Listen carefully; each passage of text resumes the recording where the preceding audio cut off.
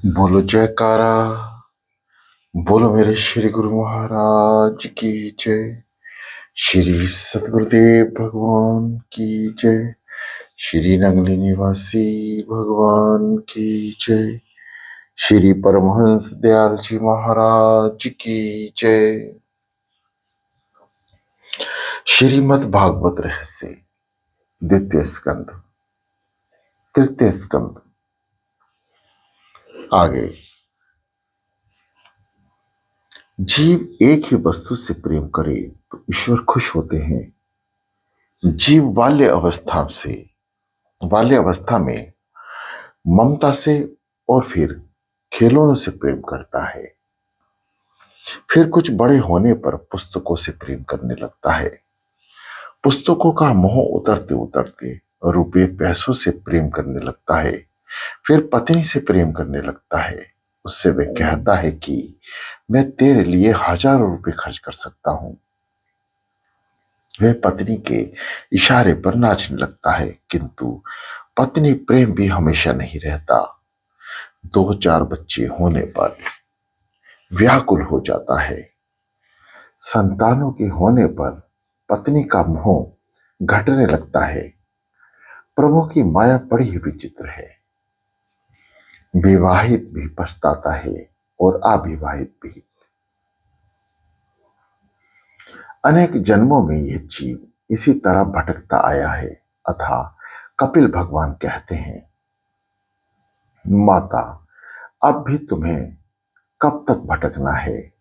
अपने मन को संसार के विषयों में से हटाकर प्रभु में स्थित करो। परमात्मा के चरणों का आश्रय करके जन्म मरण के चक्र से जो मुक्त हुआ है उसी का जीवन सफल हुआ है, ऐसा मानो। माता को उपदेश देकर कपिल भगवान वहां से चलने लगे। माता जी से आज्ञा मांग ली जाने के लिए। कपिल भगवान कलकत्ता के समीप संगम तीर्थ पर आए।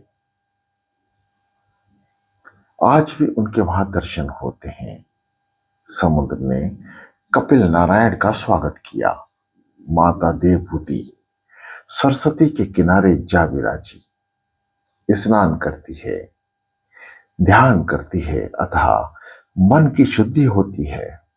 मन को नारायण का चिंतन करते करते मुक्ति मिल गई। उन्हें सिद्ध मिलने के कारण उस गांव का नाम सिद्धपुरा पड़ा। देवभूति के उद्धार होने के कारण उसका नाम मातृ गया भी पड़ गया। इस कपिल गीता को सुनने से श्रोता वक्ताओं के अनेक पाप नष्ट हो जाते हैं। अनेक प्रकार के कर्म, यज्ञ, दान, तप, वेदाध्ययन, वेद विचार, मन इंद्रियों का संयम, कर्म त्याग, अनेक प्रकारों का योग अभ्यास, भक्ति युग, प्रवृत्ति मार्ग और निर्वृत्ति मार्ग और सकाम और निष्काम धर्म, आम तत्व का ज्ञान तथा दृढ़ वैराग्य, इन सभी साधनों से सगुण निर्गुण रूप परमात्मा की प्राप्ति की जाती है। इन सभी मार्गों से प्राप्त करने का तत्व तो एक ही है, परमात्मा। हरे राम राम राम हरे हरे, हरे कृष्णा कृष्णा कृष्णा हरे हरे। तृतीय स्कंद समाप्त। चतुर्थ स्कंद प्रारंभ होता है। प्रथम स्कंद में अधिकार का वर्णन किया है। भागवत का श्रोता कैसा होना चाहिए आदि बातें बतलाई गई हैं। दूसरे स्कंद में ज्ञान लीला बतलाई गई है। मृत्यु जब समीप आ गई तब जीव कैसा व्यवहार करे, उस समय मनुष्य मात्र का क्या कर्तव्य है, आदि का ज्ञान गुरु के द्वितीय स्कंद में दिया है। पात्रता के अभाव में ज्ञान टिकता नहीं है। सुपात्र के अभाव में ज्ञान शोभा नहीं पाता। धन और ज्ञान सुपात्र के बिना शोभा नहीं पाते हैं। जब तक ज्ञान क्रियात्मक होता है तब तक भी अज्ञान जैसा ही होता है। बहुत जानने की अपेक्षा तो जितना जान लिया है उसे जीवन में उतारने का प्रयत्न करना चाहिए। ज्ञान जब तक क्रियात्मक ना बन जाए तब तक उसकी कोई कीमत नहीं होती। जब ज्ञान क्रियात्मक होता है तभी वह शांति देता है। ज्ञान को शब्द रूप ही मत रहने दो, उसे क्रियात्मक बनाओ। विचार करने पर ज्ञान होता है कि ज्ञान का अंत ना कभी हुआ और ना कभी होने वाला है।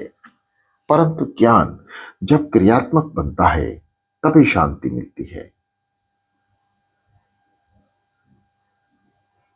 गुरु के द्वारा दिए ज्ञान को क्रिया में और जीवन में किस प्रकार उतारना चाहिए, वे बात तीसरे स्कंद में बताई गई है।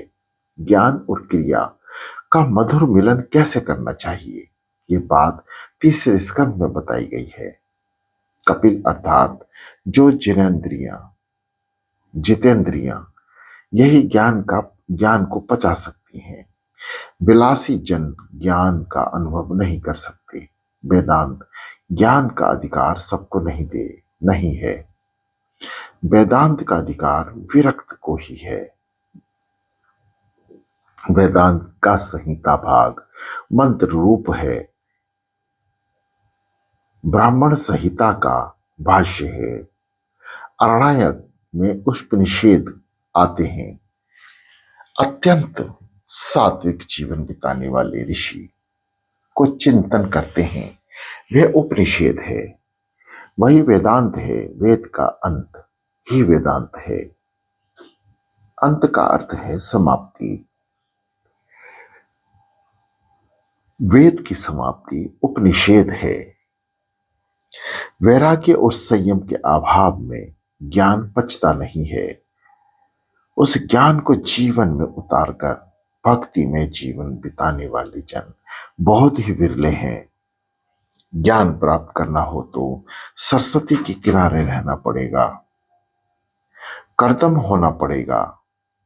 आप कर्दम बनोगे तो आपकी बुद्धि देवहूति बनेगी। अर्थात यदि आप जितेंद्रिय बनेंगे तो आपकी बुद्धि निष्काम बनेगी। ज्ञान सिद्ध होगा। ज्ञान के सिद्ध होने के बाद पुरुषार्थ सिद्ध होगा। अतः चौथे स्कंद में ऐसे 4 पुरुषार्थ की कथा कही गई है। तृतीय स्कंद में सर्ग लीला थी और इस चौथे स्कंद में विसर्ग लीला है। पुरुषार्थ 4 हैं, धर्म, अर्थ, काम और मोक्ष। अतः चौथे स्कंद में 4 प्रकरण हैं, धर्म, अर्थ, काम और मोक्ष। धर्म प्रकरण में 7 अध्याय हैं। 7 प्रकार की शुद्धि होने पर धर्म की सिद्धि होती है।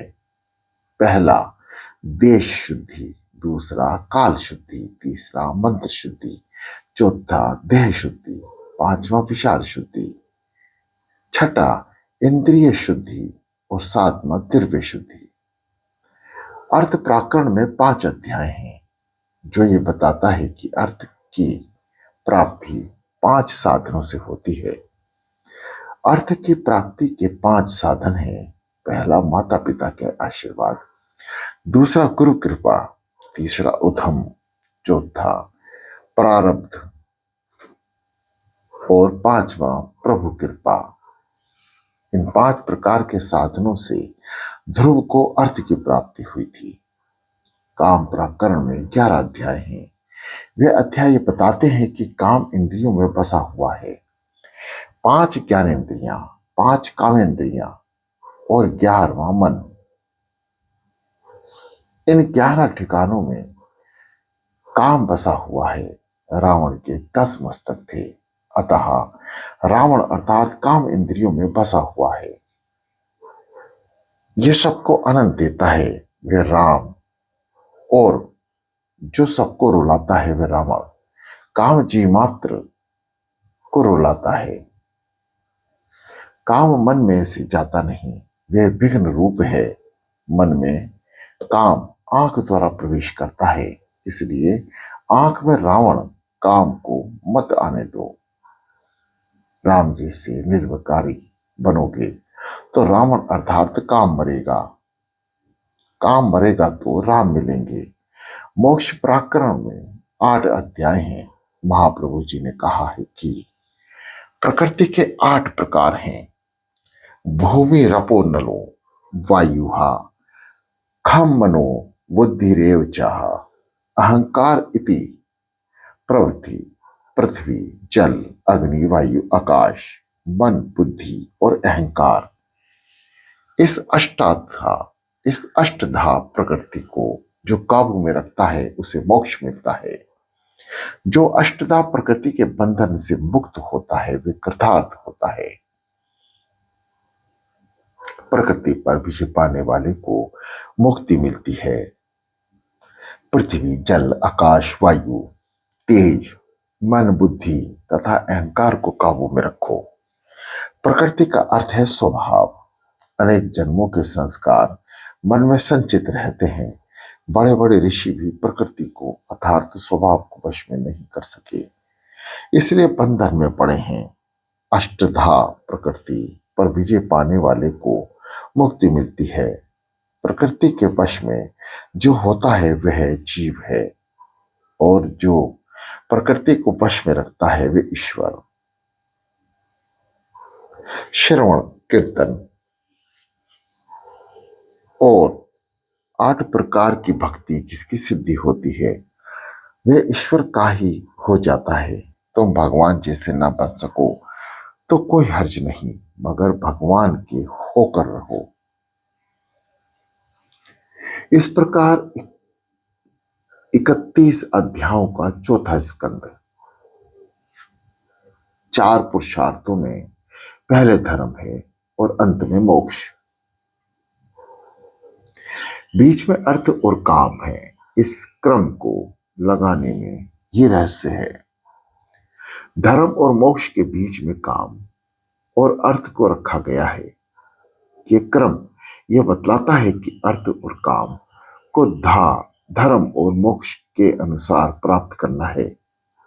धर्म और मोक्ष ये दोनों पुरुषार्थ मुख्य हैं, बाकी ये दोनों अर्थ और काम गौण हैं।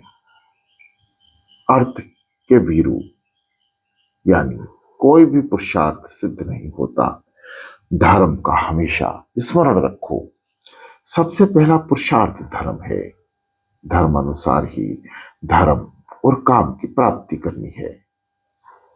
पैसा मुख्य नहीं है, धर्म ही मुख्य है। मानव जीवन में धर्म ही प्रधान है। धन से सुख नहीं मिलता, सुख मिलता है अच्छे संस्कारों से, संयम से और सदाचार से। प्रभु भक्ति से और त्याग से सुख मिलता है। धर्म से धन कभी भी श्रेष्ठ नहीं है।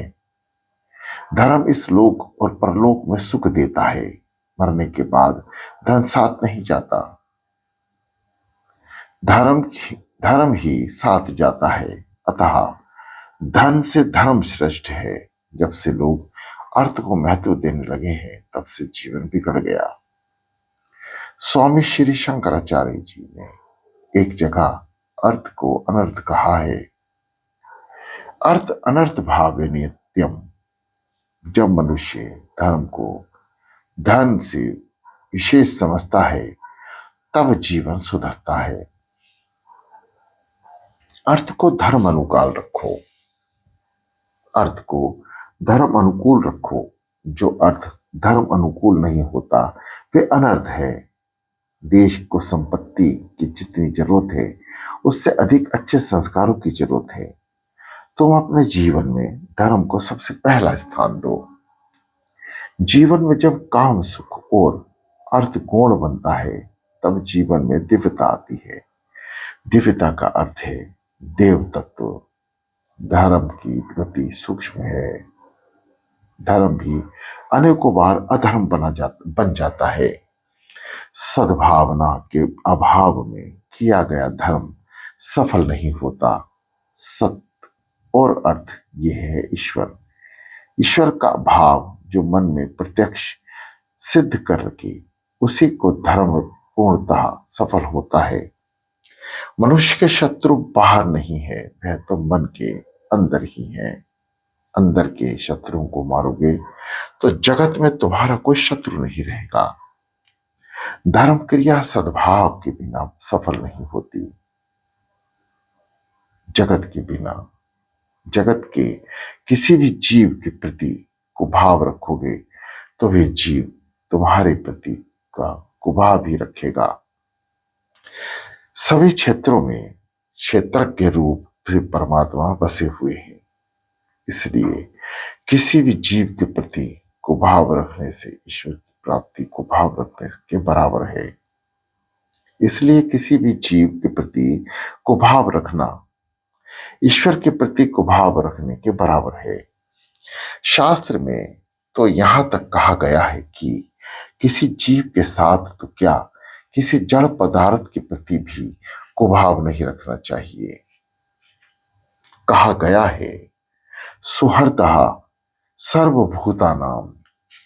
ऐसा नहीं कहा गया कि सुहृदः सर्वजीवानाम।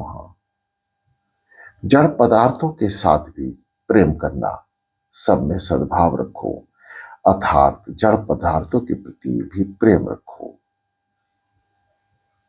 मनुष्य में जब स्वार्थ बुद्धि जागती है तब वह दूसरों का विनाश करने के लिए तत्पर होता है। तुम यदि दूसरे के प्रति कुभाव रखोगे तो उसके मन में भी तुम्हारे प्रति कुभाव रहेगा। इस पर विचार करने योग्य एक दृष्टांत है। एक देश में वहां के राजा और नगर सेठ गाढ़ मित्र थे। दोनों सत्संग करते थे। दोनों का एक दूसरे पर खूब प्रेम था। उस बनिए का व्यापार चंदन की लकड़ी बेचने का था। सेठ का धंधा अच्छा नहीं चल रहा था। 4-5 साल को तक घाटा हुआ। आखिर मुनीम जी ने बताया कि अब तो लकड़ी में दीमक लग गई। बिगड़ा हुआ माल कोई लेता नहीं है। यदि इस साल में पूरे प्रमाण में चंदन नहीं बिकेगा तो व्यापार ठप हो जाएगा। अब चंदन जैसी कीमती लकड़ी ज्यादा प्रमाण में राजा के सिवा और कौन लेता है। स्वार्थ मनुष्य को पागल बना देता है। मनुष्य के मन में जब स्वार्थ जागता है तब वह दूसरों का विनाश करने को भी तैयार हो जाता है। दूसरे का नुकसान करने वाले को कभी फायदा नहीं होता। मनुष्य के हृदय में जब स्वार्थ जागता है तब विवेक नहीं रहता। प्रत्येक मनुष्य के हृदय में स्वार्थ तो रहता है, मगर उसमें विवेक तो रखना ही चाहिए। जिसे बोलने में शर्म आए वैसा सोचना भी नहीं चाहिए। नगर सेठ ने सोचा कि इस राजा को कुछ हो जाए तो बहुत अच्छा हो, वह मर जाएगा तो उसको जलाने के लिए चंदन की लकड़ी की जरूरत पड़ेगी। इस प्रकार मेरा सारा चंदन बिक जाएगा और व्यापार ठीक चलेगा। इस तरह सेठ के मन में राजा के प्रति कुभाव उत्पन्न हुआ। दूसरी ओर राजा के मन में सेठ के प्रति कुभाव जागा। उस दिन जब सेठ राजा से मिलने के लिए आया तब राजा के मन में विचार उत्पन्न हुआ कि यह सेठनी संतान है। ये यदि मर जाए तो उसका सारा धन राज्य भंडार में आ जाएगा। रोज के नियम अनुसार सत्संग हुआ तो सही, मगर किसी को आनंद नहीं आया। 2-3 दिन के बाद राजा के मन में विचार पैदा हुआ कि जो पहले कभी नहीं उत्पन्न हुआ था, ऐसा दुष्ट विचार मुझे नगर सेठ के बारे में कैसे उत्पन्न हुआ। मनुष्य पाप को मन में छिपाए रखता है जिससे उसका जीवन बिगड़ता है। राजा की सारी हकीकत सेठ ने कह दी। राजा ने सारी हकीकत सेठ से कह दी। राजा ने कहा, तुम्हारे बारे में मेरे मन में बुरे विचार कभी नहीं आए। इसका कोई कारण मेरी समझ में नहीं आ रहा है।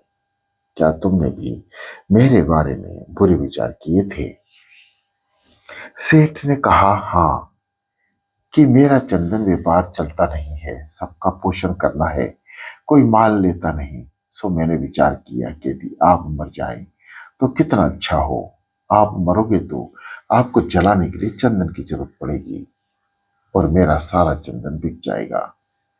राजा ने सेठ को उलाहना दिया कि खराब विचार तुमने क्यों किया? वैष्णव होकर ऐसा दुष्ट विचार करते हो। वैष्णव को शोभा नहीं देता। तुम्हारे मन में ऐसा विचार क्यों क्यों ना आया कि राजा अपने महल के दरवाजे चंदन के बनवाएंगे और इसलिए चंदन खरीद ले। राजा ठाकुर जी के लिए चंदन का झूला बनवाएंगे, मेरा चंदन बिक जाएगा। इस प्रकार राजा का भी मन शुद्ध हो गया और बनिया सेठ को का मन भी और बनिया सेठ का मन भी शुद्ध हो गया। इसके बाद दोनों में एक दूसरे के प्रति शुभ भावना जागी और दोनों सुखी हो गए। भाव शुद्धि सबसे बड़ा तप है। मानव जीवन में मानव जीवन तप के लिए ही है। जगत के किसी भी जीव के प्रति वैर मत रखो। शुद्ध भावना से रहित किया गया सत्कर्म भी किसी काम का नहीं होता। उससे कई बार धर्म भी अधर्म बन जाता है। सत्कर्म करने में यदि हेतु शुद्ध नहीं है तो वह सत्कर्म भी पाप बन जाता है। दक्ष प्रजापति ने शिव जी के प्रति कुभाव रखा। अंत उसका धर्म अधर्म में बदल गया। उसका यज्ञ उसको ही मारने वाला हो गया। प्रत्येक मनुष्य के प्रति सद्भाव रखने से कार्य सफल होता है। सबका कल्याण हो, यही सत्य और सात्विकार है। सत्य भूतहीनः प्रवक्तम, अनेक में एक का दर्शन करना ये सबसे उत्तम है। एक ब्राह्मण यदि रास्ते में किसी स्त्री को देखकर उसमें लक्ष्मी की भावना करेगा तो इससे उस स्त्री में बसे हुए अंतर्यामी ईश्वर उसको आशीर्वाद देंगे। जबकि एक कामी पुरुष काम भाव से उस स्त्री को देखेगा तो स्त्री की बसा हुआ परमात्मा उसे शाप देगा। सभी मन ईश्वर भाव रखो। यदि तुम सब में ईश्वर भाव रखोगे तो दूसरे भी तुमसे ईश्वर भाव रखेंगे। कई बार धर्म भी अधर्म बन जाता है। इसका कारण यह है कि धर्म करने वाला सब में समभाव नहीं रखता। सब में संभाव रखना ही सबसे उत्तम धर्म है। इसमें सद्भाव रखोगे, सब में सद्भाव रखोगे तो सुखी होगे। सद्भाव का अर्थ है ईश्वर का भाव। सब में किसी भी ईश्वर में कुभाव रखने वाले का धर्म सफल नहीं होता। महाभारत में हम देखते हैं कि श्री कृष्ण कई बार अधर्म करते हैं किंतु उनके मन में सबके लिए सद्भाव होता है, इसलिए उनका अधर्म भी धर्म बन जाता है।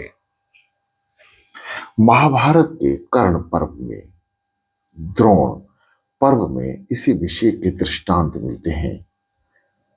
कर्ण पर्व में कहा गया है कि जिस समय कर्ण अपने रथ का पहिया जमीन से निकाल रहा था और निसंदेह निशस्त्र था, उस समय भगवान ने अर्जुन से कहा कि तू इस कर्ण को मार। कर्ण कहता है, युद्ध शास्त्र का नियम है कि जब शत्रु निशस्त्र हो जाए तो उस समय उस पर प्रहार ना करो। अतः अर्जुन को मुझ पर प्रहार नहीं करना चाहिए। तब श्री कृष्ण कर्ण से कहते हैं, कर्ण, तुमने आज तक धर्म का कितना पालन किया है? तुमने स्वयं को धर्म का पालन नहीं किया और दूसरों को धर्म पालन करने का उपदेश देते हो।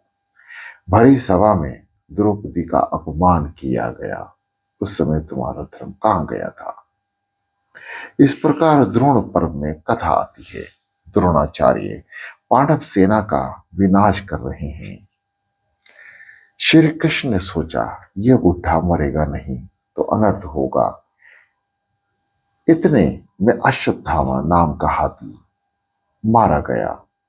श्री कृष्ण ने सोचा कि यदि द्रोणाचार्य को कहा जाए कि तुम्हारा पुत्र मारा गया तो पुत्र शोक के कारण यह युद्ध बंद कर देंगे। यह सोचकर उन्होंने घोषणा करवा दी कि अश्वत्थामा मारा गया।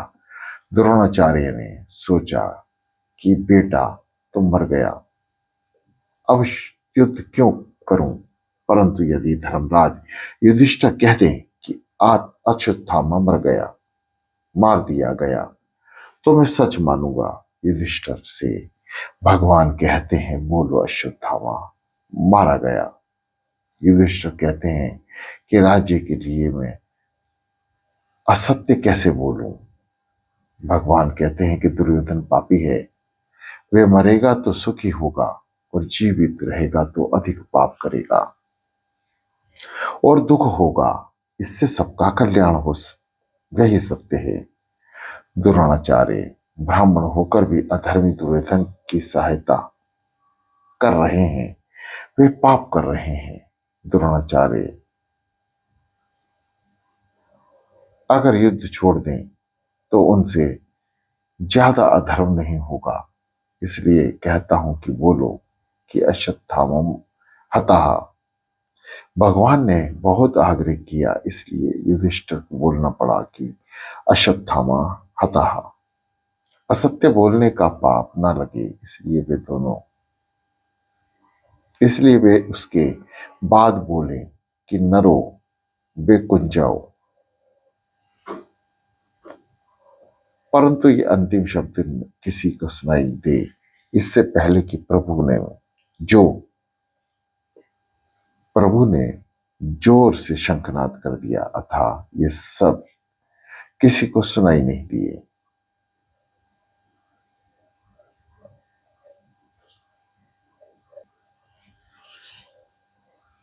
दक्ष प्रजापति का यज्ञ रूप धर्म शिव जी के प्रति कुभाव रखकर करने के कारण अधर्म बनकर सबको ही मारेगा, मारने वाला बना। दूसरी तरफ श्री कृष्ण का असत्य भाषण रूप अधर्म भी सबके कल्याण के लिए किया गया होने के कारण धर्म रूप बन गया।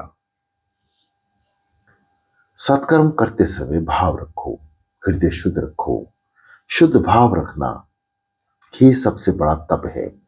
इसलिए तो सर्वशाम अविरुद्ध ने ब्रह्म कर्म संसार भे ये मंत्र बोलकर प्रत्येक सत्कर्म का आरंभ किया जाता है। सबके प्रति सद्भाव रखो, सबको सद्भाव से देखो।